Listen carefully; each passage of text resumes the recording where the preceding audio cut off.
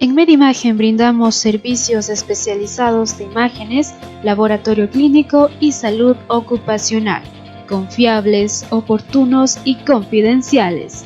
Contribuimos a la definición del diagnóstico clínico y aportamos al mejoramiento de la calidad de vida de la comunidad. Contamos con modernas instalaciones, equipos de alta gama y personal médico especializado. La mejor atención a su servicio con precios razonables. Tu bienestar es nuestra prioridad. Visítanos en la avenida Paseo de los Cañaris entre Pumapungo y Pachacamac y en nuestra sucursal en la Clínica España.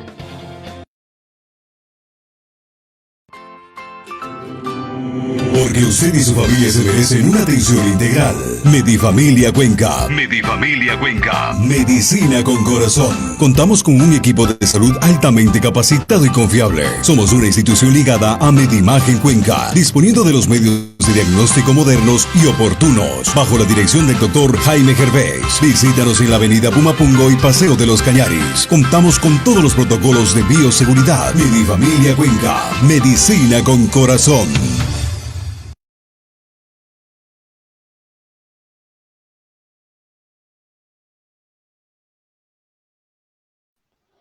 Bienvenidos, bienvenidas, buenas tardes a todos quienes ya están con nosotros a través de www.medimagenradio.net y también las personas que están con nosotros a través de nuestro Facebook Live en Medimagen Radio. Bienvenidos a todos este día miércoles en esta edición especial de Medisalud. Ya hemos compartido a través de nuestras redes sociales cuál es el tema de hoy, así que bienvenidos. Vamos a hablar sobre un tema muy interesante. Esta tarde vamos a hablar acerca de la cirugía de Parkinson con estimulación cerebral profunda, una de las primeras cirugías que se ha realizado en este ámbito en nuestra ciudad de Cuenca, y para ello tenemos un invitado especial esta tarde. Estamos con el doctor Luis Alberto Serrano, es nuestro invitado.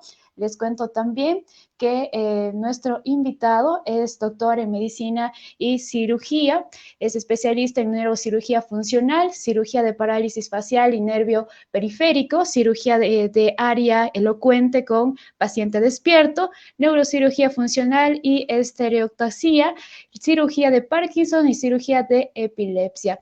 Además, usted lo puede visitar en el Hospital Monte Sinaí en el consultorio 217. Así que hoy estamos junto al doctor Luis Alberto Serrano. Esta tarde vamos a conocer un poquito más acerca de la enfermedad del Parkinson, sus factores de riesgo, factores de prevención, síntomas, diagnóstico, todo el ámbito de esta enfermedad, y también vamos a conocer un poquito más acerca de esta primera cirugía que se ha dado en nuestra ciudad de Cuenca. Así que bienvenidos todos a esta tarde llena de información a través de Medimagen Radio. Vamos a dar la bienvenida también ya al doctor Luis Alberto, que está con nosotros, y también le decimos pues muchas gracias por estar en este espacio en Medimagen Radio. Buenas tardes.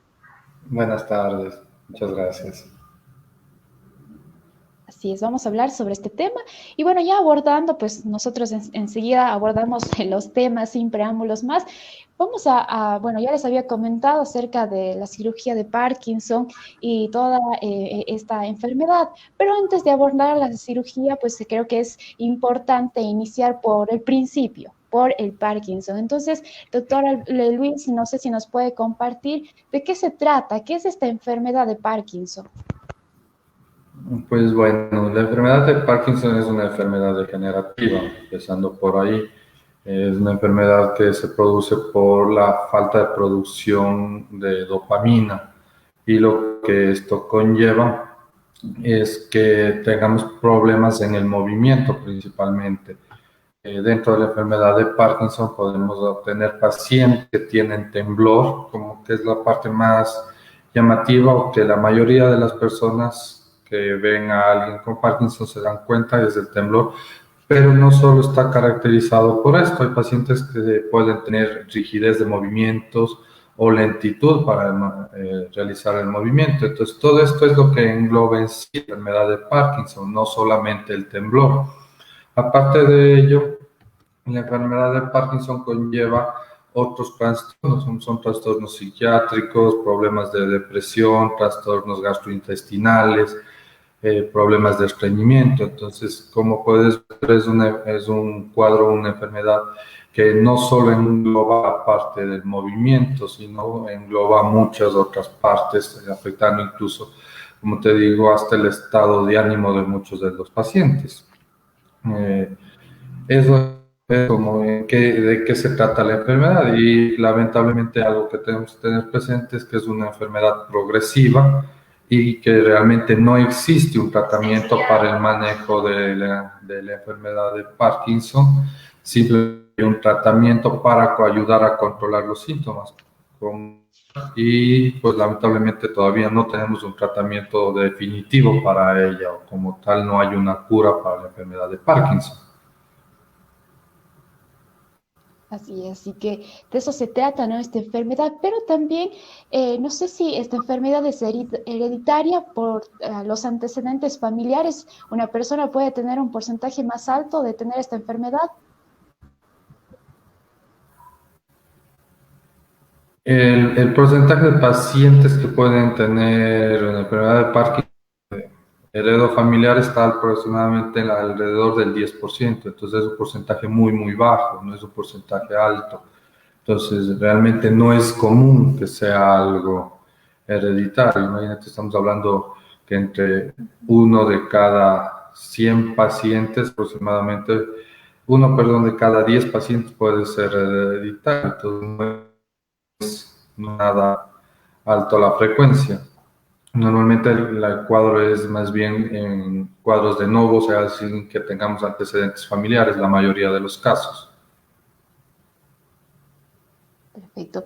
Y tal vez en esta enfermedad también tiene ciertas etapas, estadios, tal vez que nos pueda enumerar. Pues como tal, etapas realmente no está dividida en etapas. Sí hay cuadros hay síntomas que pueden presentarse muchos años antes de que empecemos con el temblor, con la rigidez, con la dificultad de movimiento, que normalmente son pacientes que tienen problemas para percibir los olores, pacientes que tienen trastornos del sueño, principalmente problemas gastrointestinales, incluso se pueden presentar años antes de que empecemos con trastornos, con un trastorno motor realmente. Entonces, como tal, no hay, como te digo, etapas, pero sí hay que recordar que es una enfermedad progresiva y hacia la parte final de la enfermedad es una enfermedad incapacitante realmente. Entonces, los pacientes al final de la enfermedad van a estar muchas veces postrados con necesidad de cuidadores, con necesidad de colocaciones incluso de sondas para alimentación, sondas para la eliminación de la orina y muchas cosas. Entonces es una enfermedad que a la final, siendo muy costosa, incluso por el hecho de que el paciente no deja de trabajar, deja de percibir ingresos. Dos, se necesitan cuidadores para que estén pendientes de los pacientes, y en último caso, si no tienes el recurso para tener un cuidador para el paciente, necesitas que uno de tus familiares deje de trabajar para dedicarse completamente al apoyo de estos pacientes. Entonces es una enfermedad que a la final de todo el cuadro es una enfermedad incapacitante y que lleva en sí muchos gastos, no solo económicos, sino incluso anímicos y sociales para los familiares del paciente. Perfecto, sí, hay que enumerar todos esos indicadores de esta enfermedad y también el ámbito familiar y todo lo que usted nos acaba de comentar. Pero, ¿cómo se diagnostica el Parkinson? ¿Hay algunos exámenes especiales que se debe realizar? Realmente como tal no hay exámenes para el diagnóstico de la enfermedad de Parkinson, es un diagnóstico más clínico principalmente. Para esto se necesita realmente contar con un equipo multidisciplinario que forme la clínica de trastornos de movimiento, en donde necesitamos estar conformados por un neurólogo especialista en trastornos de movimiento, principalmente, que es el que va a hacer tanto el diagnóstico como el tratamiento en las primeras años del cuadro de la enfermedad, para poder posteriormente ser candidato a un procedimiento quirúrgico. Perfecto. Y en cuanto a la incidencia que tenemos entre hombres y mujeres del Parkinson, tal vez haya algún sexo que sea más propenso a la enfermedad. Es un poco más frecuente en hombres, pero realmente no hay mayor variación entre hombres y mujeres. Está casi realmente muy similar. El porcentaje es de 1,5 más común en los hombres, nada más.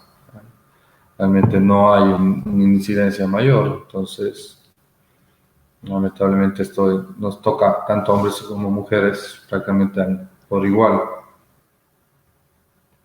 Así es. Y bueno, también genera dudas acerca de si existen factores de prevención o existen factores de riesgo en el Parkinson.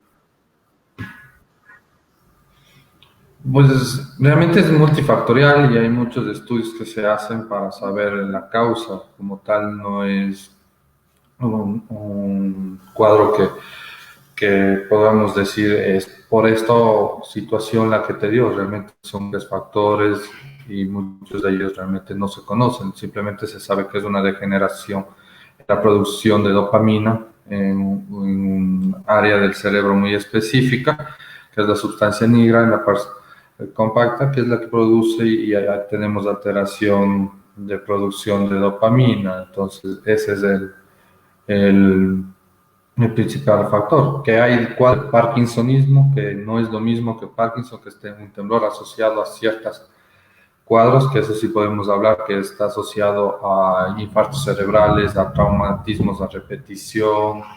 Entonces, ese es otro cuadro muy aparte, uso de medicamentos específicos, pero no es en sí un cuadro caracterizado como el Parkinson. Perfecto, sí. Y tal vez, bueno, ya al continuar con esta enfermedad tras los años, y bueno, ya nos había también indicado algunas complicaciones, ¿cuál sería esa evolución del paciente sin algún tratamiento o bueno, como usted decía, que no tiene cura? Pues, la progresión de la enfermedad es relativamente lenta, tarda a veces muchos años en progresar, y como te digo, va produciendo un deterioro funcional paulatino. Entonces, desde el paciente que en un principio tiene temblor temblor o rigidez al realizar sus movimientos, paulatinamente va llegando hasta el hecho de que los movimientos prácticamente son incapacitantes o no los puede realizar adecuadamente, no pueden comer por sí solos, necesitando ayuda para alimentarse, no pueden caminar, movilizarse en silla de ruedas, ser movilizados por una tercera persona. Entonces, realmente es una situación bastante incapacitante al final del cuadro clínico de la enfermedad, y cuando ya ha transcurrido muchos años realmente. E incluso con el uso de medicamentos, la enfermedad sigue progresando y cada vez los pacientes van presentando mayor deterioro, y posteriormente incluso se suma los efectos adversos que presentan con el uso de la medicación, porque cada vez hay que irles agregando y dando mayor dosis de medicamento para tener una respuesta. Entonces, esto conlleva que los pacientes lleven efectos adversos en el movimiento. Entonces, imagínate lo que es, encima de tener tus limitaciones por la enfermedad de Parkinson, presentar más dificultades por los efectos adversos de los medicamentos, que están también relacionados a movimiento. Entonces, es una situación para muchos de los pacientes ya en Parkinson avanzado, que es muy limitante en todo sentido realmente.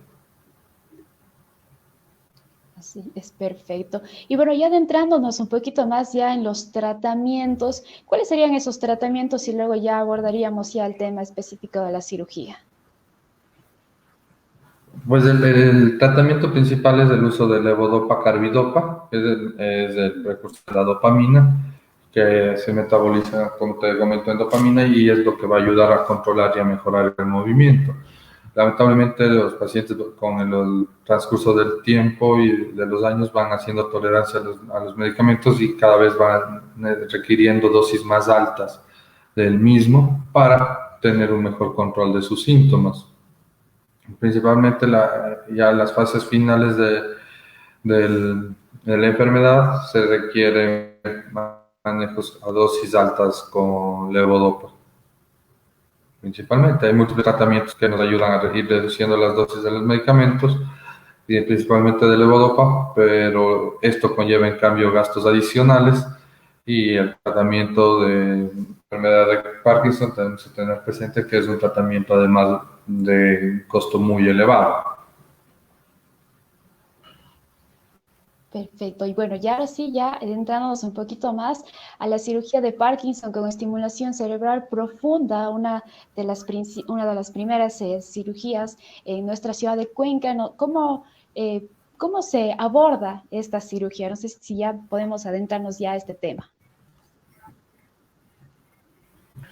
Pues bueno, realmente es la primera cirugía que se hace aquí en la provincia. No hay antecedentes de haberse realizado cirugías de este tipo.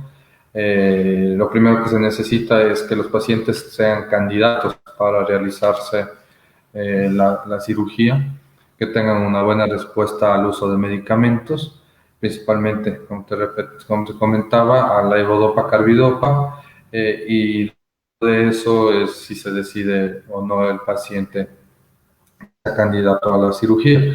Posteriormente, otro requisito es que los pacientes no tengan enfermedades catastróficas, por ejemplo, cáncer o problemas o enfermedades de ese tipo, que conlleven una sobrevida corta por el costo de la cirugía, realmente, más que todo. Y principalmente esos son los cuadros. Después los pacientes pueden ser operados hasta edades avanzadas. Tenemos pacientes que lo operábamos hasta pasados los 75, casi 80 años de edad. Es indistinto hombre o mujer, no hay ningún inconveniente. Lo único que sí tenemos que tener como requisito, uno de los requisitos, es que por lo menos los pacientes tengan un diagnóstico de 5 años de evolución de enfermedad de Parkinson, principalmente. Esto para disminuir el riesgo de tener un diagnóstico no acertado como tal de la enfermedad, o que sea un parkinsonismo secundario a diferentes causas y no sea un Parkinson primario. Entonces, principalmente esas son las causas o los pacientes que son seleccionados para el manejo quirúrgico.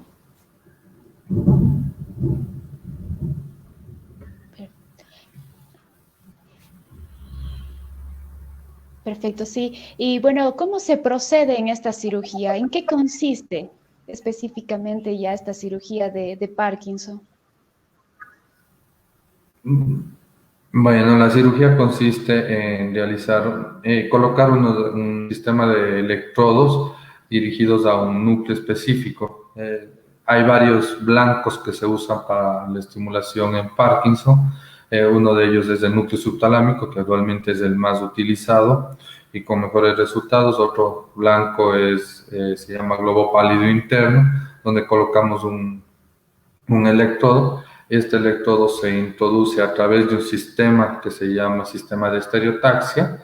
Este sistema lo que nos permite es colocar coordenadas y llegar a un punto específico que nosotros lo planeamos previo a la cirugía con un estudio de resonancia magnética. Entonces, al tener estas coordenadas, podemos seleccionar el blanco específico que nosotros queremos con un margen de error muy bajo, por debajo en micras realmente, por debajo de 100 micras incluso de margen de error. Es un margen muy pequeño, y lo que nos permite es producir una inhibición a nivel del núcleo subtalámico principalmente, que en la enfermedad de Parkinson, por la ausencia de dopamina, el núcleo se encuentra funcionando de más, está hiperactivo, y esto ocasiona los trastornos del movimiento principalmente.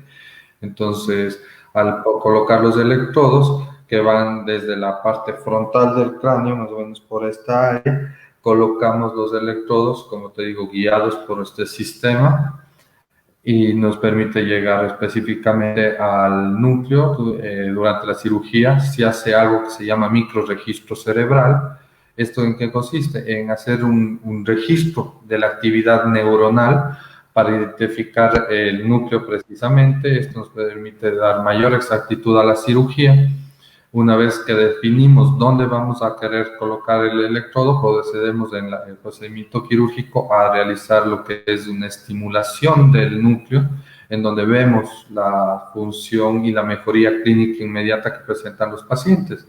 Durante la cirugía el paciente se encuentra despierto y con el apoyo del equipo que te comenté, se hacen diferentes pruebas y vemos la respuesta que tiene el paciente, y además vemos a qué voltaje o miliamperaje, perdón, encontramos efectos ya secundarios que nos indican la distancia o si el electrodo está colocado en una posición que nosotros queremos. Realmente esta es una cirugía de alta precisión, en donde el margen de error es prácticamente mínimo, porque el área donde vamos a colocar el electrodo es un área muy, muy pequeñita, apenas tiene 9 milímetros de longitud, es una estructura muy pequeña donde tenemos que colocar el electrodo. Perfecto. Y bueno, usted decía que de uno de los pacientes que podría ser participante de esta cirugía debe tener ya 5 años de enfermedad. Bueno, me imagino que en esos 5 años tenía su medicación. Luego de la cirugía, ¿debe continuar con medicación o ya se lo reemplazaría? Bueno, exactamente, los pacientes en esos 5 años tienen que estar tratados y medicados, y como te comentaba, una indicación para que el paciente sea candidato a cirugía es que tenga respuesta y buena respuesta al uso del levodopa. Si los pacientes no tienen respuesta al medicamento, no son candidatos a una cirugía de este tipo. El hecho de que no sean candidatos es porque la estimulación hace el mismo el medicamento, la levodopa. Entonces, si tú no tienes una adecuada respuesta con la medicación, no vas a tener una adecuada respuesta con la estimulación. Entonces, realmente no eres un candidato para realizarte un procedimiento de este tipo. Y en la otra parte de tu pregunta, exactamente, los pacientes lo que sí hacen es una reducción importante del medicamento. Hemos tenido pacientes que incluso han llegado a tomar una tableta de levodopa al día, y cuando estaban tomando entre 5 o 6 tabletas diarias, más otros medicamentos, y hemos llegado a tener pacientes que están tomando apenas un cuarto o media tabletita de medicamento cada 6, cada 8 horas. Incluso tenemos casos muy selectos en los que los pacientes están sin ningún tipo de medicación. De preferencia, se sugiere que hasta por efecto protector mantengamos con dosis, aunque sean muy bajitas, de levodopa. Entonces es eso, pero sí, efectivamente los pacientes posterior a la cirugía tienen una reducción importante de la medicación. Así es, y es importante pues seguir todas las prescripciones médicas, así que también invitamos pues a todos nuestros seguidores y a las personas que están conectadas con nosotros, pues recomendarles eso, siempre seguir con todos los consejos y la prescripción médica de los profesionales de la salud. Y continuando con este tema, después de la cirugía, ¿el paciente ya puede realizar sus actividades normales? Sí, efectivamente, los pacientes en los primeros 15 días posteriores a la cirugía se les recomienda que estén en reposo relativo en casa sin salir de ella, principalmente porque es una cirugía muy, muy larga y los pacientes están muy cansados, y realmente paulatinamente vayan retomando su vida normal. A partir del mes y medio de cirugía, prácticamente los pacientes están libres para poder realizar casi todas sus actividades normales. Y algo que tenemos que tener presente es que muchos de nuestros pacientes, el ajuste entre estimulación y el uso de medicamentos va a requerir por lo menos entre 6 meses hasta un año poder hacer los ajustes adecuados para que los pacientes estén en las mejores condiciones de estimulación como de uso de medicamento. Recordando que no podemos quitar el medicamento de golpe, no lo podemos quitar inmediatamente, sino tenemos que ir haciendo ajustes paulatinos, así como que tampoco podemos hacer una estimulación demasiado agresiva, muy rápida, y no tenemos que ir haciendo ajustes paulatinos, en donde vamos incrementando la estimulación y disminuyendo las dosis de medicamentos. Y efectivamente, como te dije, pues al poco tiempo los pacientes están realizando sus actividades normales. Tenemos pacientes que eran triatletas o que les gustaba la natación y que actualmente nuevamente están ya en ese tipo de actividades. Realmente las restricciones para los pacientes que han sido intervenidos de estimulación cerebral profunda son simplemente no hacer buceo de profundidad y no hacer saltos de paracaídas o subir a alturas muy extremas realmente. Entonces son principalmente lo que pedimos, que hay que tener cuidado. Después del resto de actividades prácticamente pueden hacerlas normales. Entonces realmente es una terapia que a muchos pacientes les favorece mucho y pues ayuda mucho en la calidad de vida. Eso es lo más importante que tenemos que recordar. El objetivo de la cirugía es mejorar la calidad de vida de nuestros pacientes para que tengan una calidad adecuada y que no estén postrados o estén en una cama o en una silla de ruedas sin poderse mover. Así es, y es una de los tratamientos que se recomienda también. Bueno, si son candidatos, ¿no? Hay que tener en cuenta eso también. Tal vez existen algunos efectos secundarios después de la cirugía o algún efecto, no sé, en la salud o alguna complicación tal vez. Complicaciones de la cirugía, como en todo procedimiento, existen. Las complicaciones principales realmente es el riesgo de que se infecte, que haya una infección y que tengamos que retirar el sistema.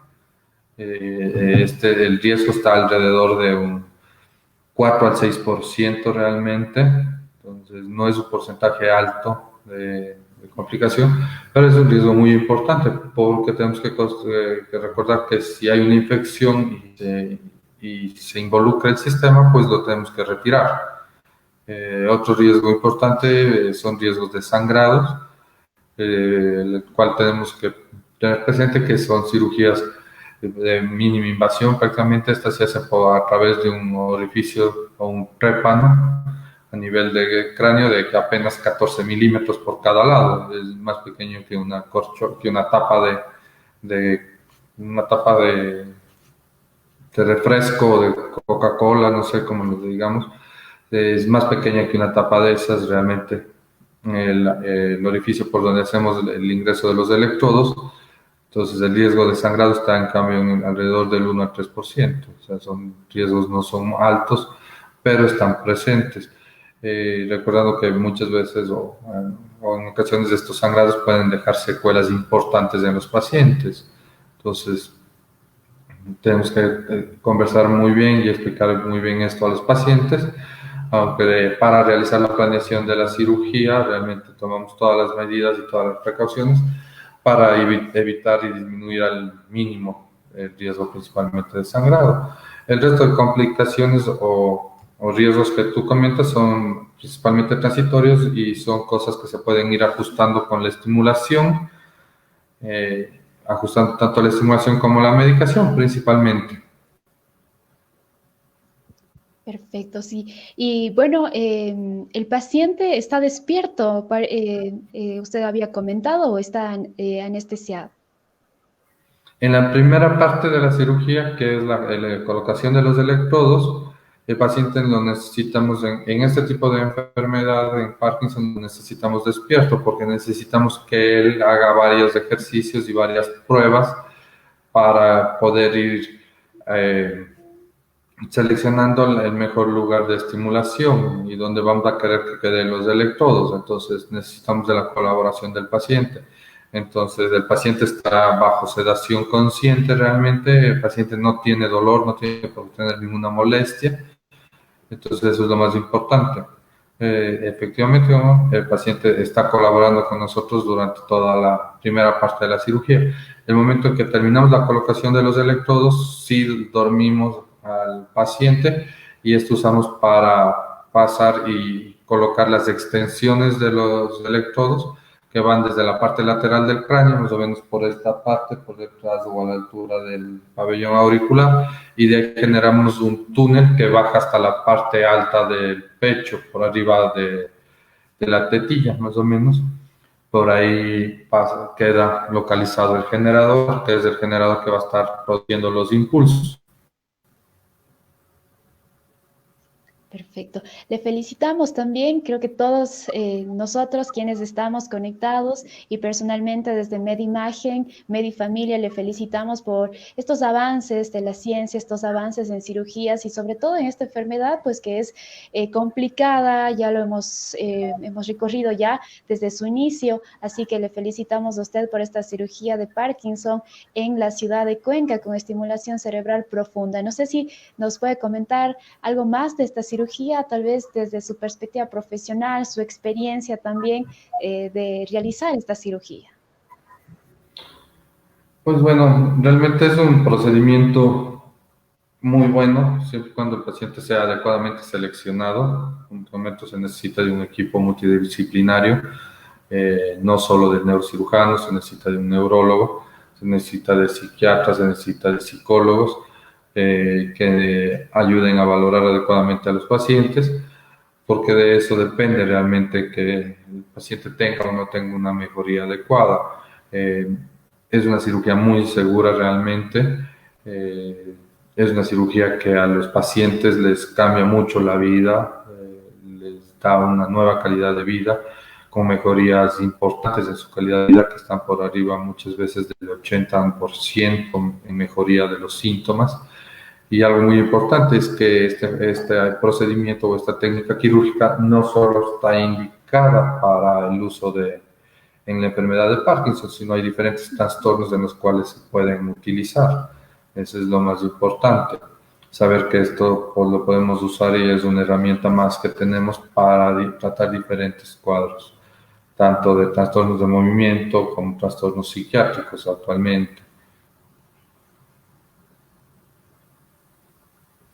Perfecto, sí. Muchísimas gracias por compartir con nosotros toda esta información necesaria, por hablar del Parkinson y sobre todo también por incentivar a tal vez esas personas que nos están viendo a través de nuestra pantalla y pues estén pasando por estos momentos o tengan familiares, pues es importante también que sepan que hay opciones, hay tratamientos muy buenos, como usted nos ha comentado, esta cirugía, así que le felicitamos.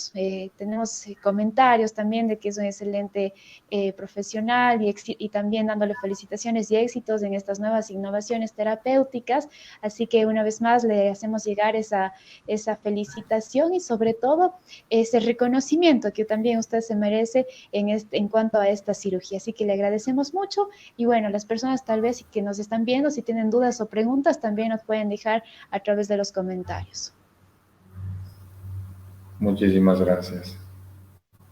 Gracias a usted. Y bueno, si tienen dudas, nos dejen en comentarios. No sé si nos puede compartir también sus contactos, en donde le podemos visitar para las personas que tal vez necesitan de su ayuda.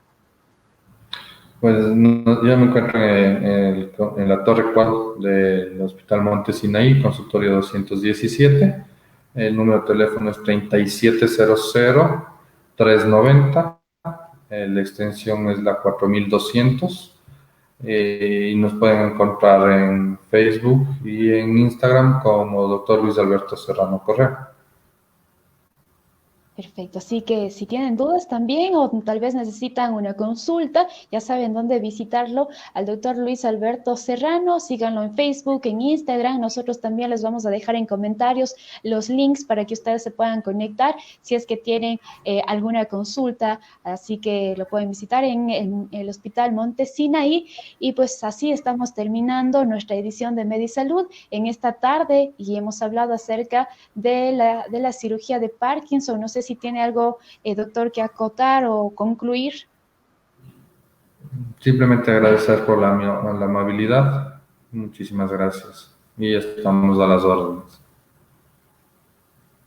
Muchísimas gracias también a usted y esperamos también tenerlo en otro programa con más temas que nos pueda compartir. Gracias a todos, pero antes de despedirnos, les comento que mañana también tenemos Medisalud a las 5 de la tarde. Estaremos con el doctor Carlos Machuca hablando acerca de las cirugías de citorreducción, resecciones orgánicas. Esto es un tratamiento para el cáncer, quimioterapia intraperitoneal, hipertérmica. Así que estaremos el día de mañana a las 5 de la tarde con un nuevo tema. Gracias a todos. Soy Carla Arce y el día de hoy estuvimos junto al doctor Luis Alberto Serrano y una vez más le damos las felicitaciones por estas nuevas innovaciones terapéuticas. Gracias a todos y que tengan una buena tarde.